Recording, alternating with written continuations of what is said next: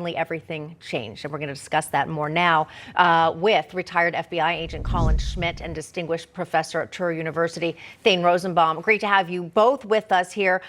Colin, want to ask you, what stood out to you the most? Is there evidence showing that there might be a smoking gun here? What are you observing?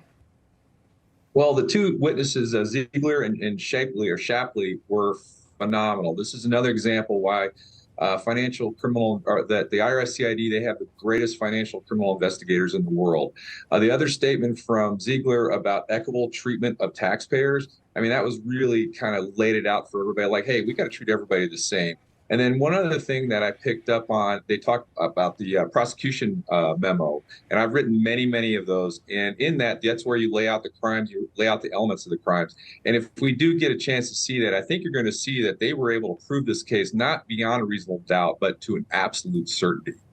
Yeah. Thane, your thoughts on what you've seen so far? So, Bob, you know, the public doesn't actually see right now the statement that they provided to the committee before their testimony, which is much more detailed and has fascinating material in it.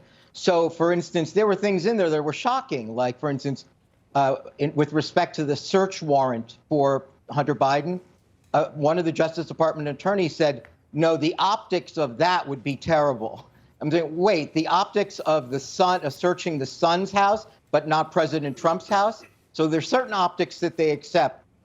Going to trial against Hunter Biden, one of the attorneys said the jury would be very sympathetic to Hunter Biden's drug problem. Really?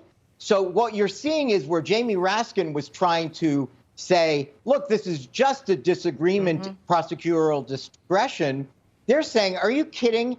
At every turn, every attempt to acquire evidence, to get search warrants, to speak to certain people, we were thwarted. At each turn, we turned to the lawyers and said, this is not how we do business. This is not, I've been at this for 15 years. I've never seen a situation. Why are we letting the Burisma money, the taxes on that, expire? The payment of the taxes, the Justice Department just decided, let's let the statute of limitations expire so that he doesn't owe money. So these guys, you didn't hear them say it, but it's in their statements. They're saying, you don't have any idea the lengths to which we were thwarted, stonewalled, and it wasn't disagreements. Certain of the lawyers we first spoke to, they agreed with us. And guess what? They disappeared. Yeah. Somewhere, somehow, another higher up political appointee in the Department of Justice convinced them that we could not proceed.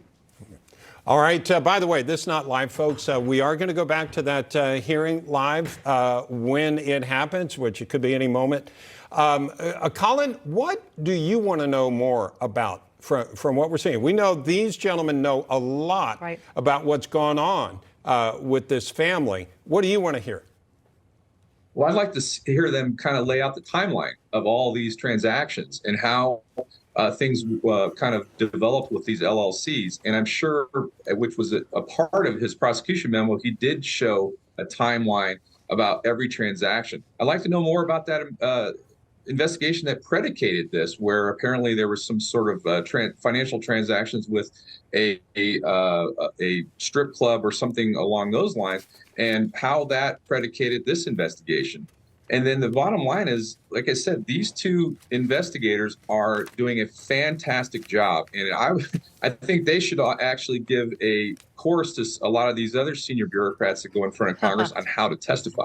Very well said. Yeah, really. Thane, you know, one of the interesting things, of course, is we want to hear what the whistleblowers are saying. But also, what is your reaction in observing how the Democrat Congress members are responding, the questions they're asking? What is your takeaway from, I guess, their tenor?